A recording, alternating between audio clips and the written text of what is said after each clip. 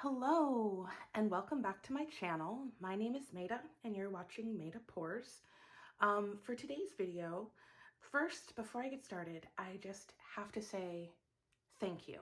Thank you so much. Why am I thanking you? I hit 1,000 subscribers a few days ago and my mind is literally just blown. I can't even believe it. And I appreciate it so much. I appreciate everyone who's watching, everyone who's commenting, everybody. There's been so much support that I've received since I started this channel. That was just completely unexpected, and I appreciate it so much. So I just had to say thank you before I got into this video, because thank you. Thank you so much. Okay, now to get going. So this video has been requested from me from a few people, both on YouTube and then also kind of in a few Facebook groups I'm in. Because I have mentioned in several videos that I do put Minwax in my Floetrol, Minwax, Floetrol.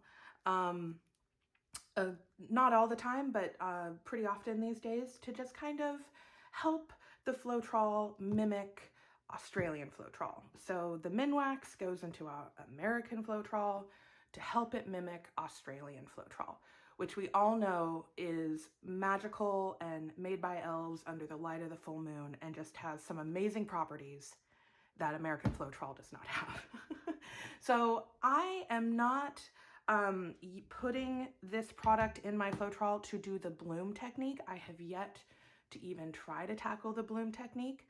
I just like how it just kind of makes the Floetrol more reactive in general and more likely to get really cool cells and reactions.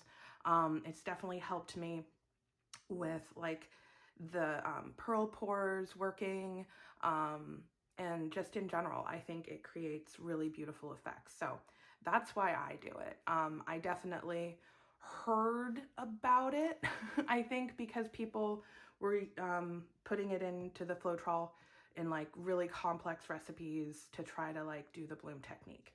I decided just to give it a try for just regular old acrylic pouring any style painting, and I like it and I do it a lot. So I'm here to show it to you, and this is going to be quick. Sorry for the long intro.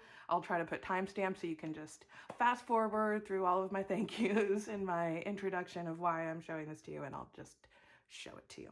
So my recipe for Minwax into Floetrol is for every 1 ounce of Floetrol, I put 3 drops of the Minwax Pre stain. So, this is a heavy thing of Floetrol.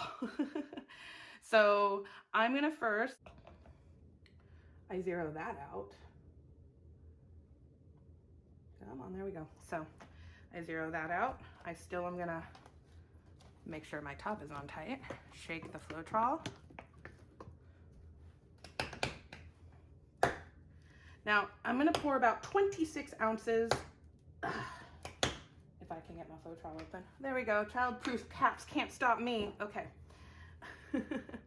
I am going to pour 26 ounces of Floetrol into here.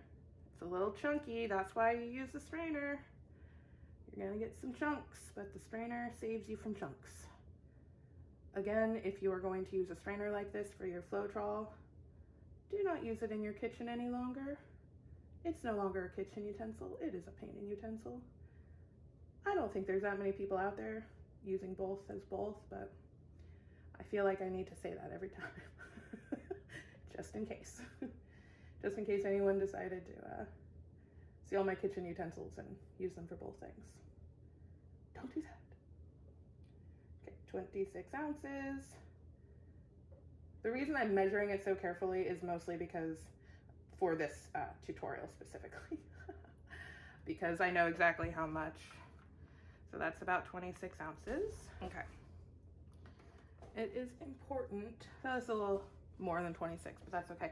It is important to rinse off that strainer as soon as possible.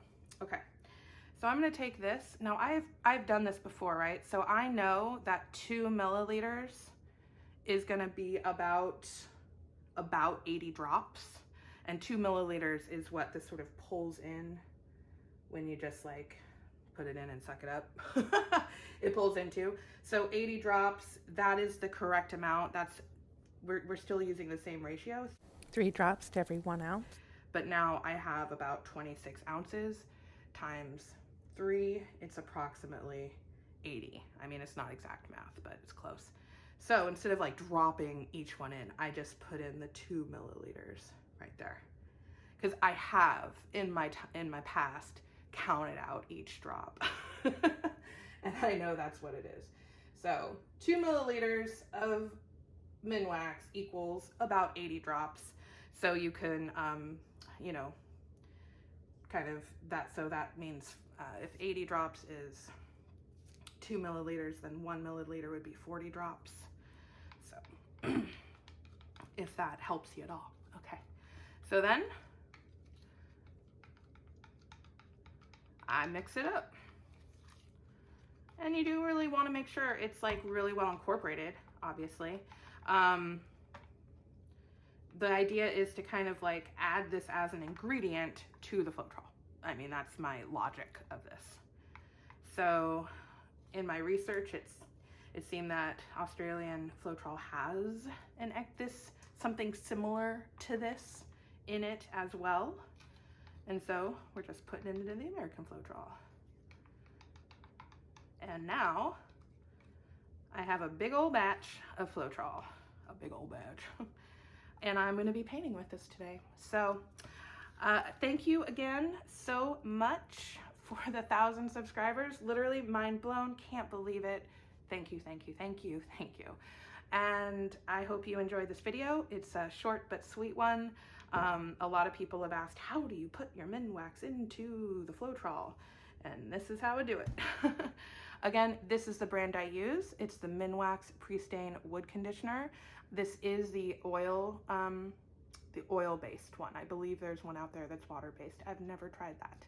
This is what I've tried. Where did I get it? I got this at Friedman's, which is kind of the most convenient, kind of big home, you know, it's not a Home Depot, but it, you know, it's that kind of store. It's like gardening, home supplies, all that stuff. But they do have it at Home Depot. I've seen it there, and I've also seen it at Lowe's, I believe. But anyway, I got this at Friedman's. So I've also ordered it on Amazon before, but this one specifically I got at Friedman's. Anyway, that is it. That's how I put Minwax into my Floetrol. Thank you so much for watching. I appreciate you all so much, and I will see you again the next time. Bye-bye.